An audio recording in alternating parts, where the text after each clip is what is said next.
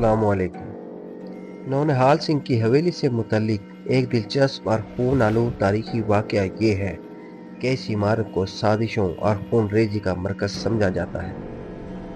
1840 में महाराजा खड़क सिंह की वफ़ात के बाद नौनिहाल सिंह पंजाब के महाराजा बने। ताहम अपने वालिद की आखिरी रसूमात से वापसी पर किला लाहौर की एक दीवार गिरने से वो शदीद ज़ख्मी हो गए और चंद ही घंटों बाद पुरसरार तौर पर इंतकाल कर गए। इस वाक़ये को एक साजिश समझा जाता है जिसमें लाहौर की ताकतवर सियासी शख्सियात मुलव्विस थी।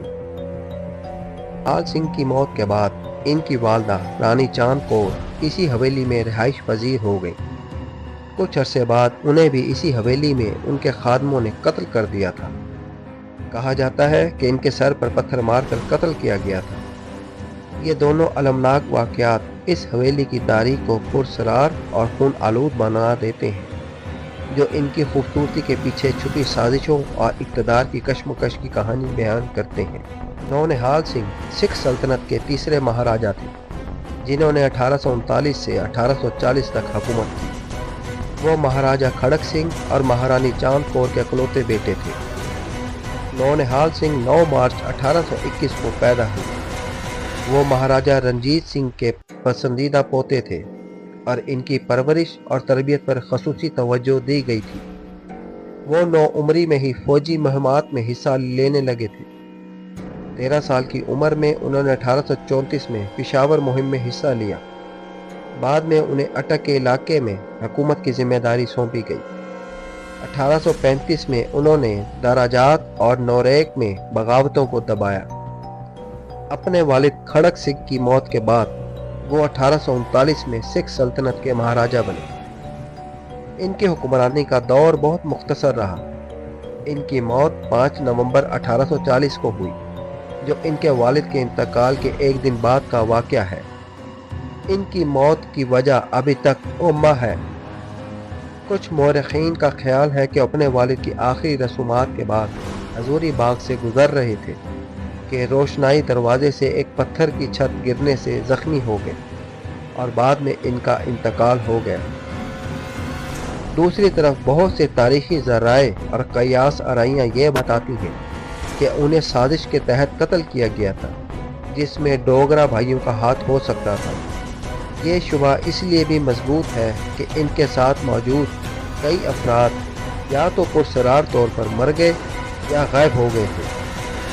लाहौर में वाक़या हवेली नौनिहाल सिंह इनके दादा महाराजा रंजीत सिंह ने इनके लिए 1830 की दहाई के अवाखिर में बनवाई थी। ये हवेली लाहौर में सिख फन तामीर का एक बेहतरीन नमूना है और अब इसे एक सरकारी स्कूल के तौर पर इस्तेमाल किया जाता है। हवेली नौनिहाल सिंह लाहौर के अंदरूनी शहर में भाटी और मोरी दरवाज़ों के दरमियान वाक़या एक तारीखी इमारत है।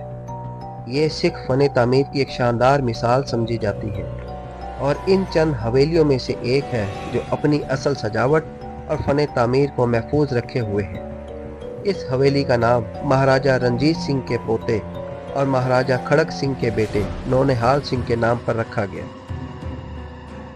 हवेली नौनिहाल सिंह की तामीर 1830 या 1840 की दहाई में हुई। इसे नौनिहाल सिंह ने अपनी ज़ाती रिहाइश के लिए बनवाया था। ये एक वसी व अरीज़ इमारत है जिसमें 40 से ज़ायद कमरे हैं और ये एक 4 मंजिला इमारत है। इमारत की सबसे ऊपर की मंजिल को रंग महल या शीश महल कहा जाता है, जो अपनी खूबसूरत दीवारों, शीशे के काम और कंधाकारी के लिए मशहूर है।